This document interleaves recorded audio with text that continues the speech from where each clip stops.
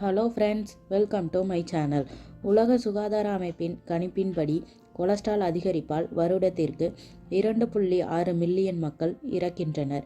ஏனெனில் கொழுப்பு அதிகரிப்பால் இதய நோய், பக்கவாதம் போன்ற உயிருக்கு ஆபத்தான நோய்கள் வருகின்றன. எனவே நம் உடலில் கொழுப்பின் அளவை அடிக்கடி கண்காணிப்பது மிகவும் அவசியம். கொலஸ்ட்ரால் என்பது நமது இரத்தத்தில் இருக்கும் மெழுகு. இது செல்களின் வளர்ச்சிக்கு முக்கியமானது. அதே சமயம் கொழுப்பு அதிக அளவு இருக்குமேயானால் ஆரோக்கியத்திற்கு கெடுதலை ஏற்படுத்தும். கொழுப்பினை குறைக்க நமது வாழ்க்கை முறையில் சில மாற்றங்களை செய்தாலே போதும். இதனால் இயற்கையாகவே நம் கொழுப்பினை குறைக்க முடியும். அதனை பற்றி தற்போது காணலாம்.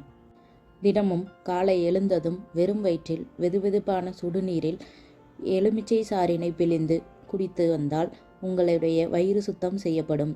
மெட்டபாலிசம் அதிகரிக்கும். எலுமிச்சையில் இருக்கும் வைட்டமின் சி மற்றும் ஆன்டி ஆக்சிடென்ட்கள் கெட்ட கொலஸ்ட்ராலை குறைத்து பிளேக் உருவத்தை தடுக்கிறது. அது மட்டுமல்லாமல் அன்றைய நாளை புத்துணர்ச்சியாக தொடங்கவும் உதவுகிறது. உங்களது காலை உணவில் நட்ஸ் தவறாமல் சேர்த்து கொள்ளுங்கள். அதில் இருக்கும் ஒமேகா 3 ஃபேட்டி ஆசிட் நல்ல கொலஸ்ட்ராலை அதிகரிக்க செய்கிறது. தினமும் காலையில் நார்ச்சத்து நிறைந்த உணவை உட்கொள்வது அவசியம். இது செரிமானத்தை மேம்படுத்துகிறது.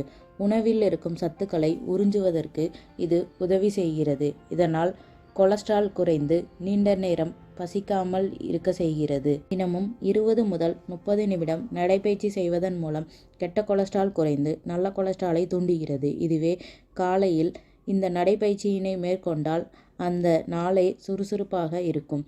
காலையில் யோகா பயிற்சி செய்வதன் மூலம் உடலின் தசை அழுத்தங்களை தளர்வடைய செய்து கொலஸ்ட்ரால் அளவை குறைய செய்கிறது.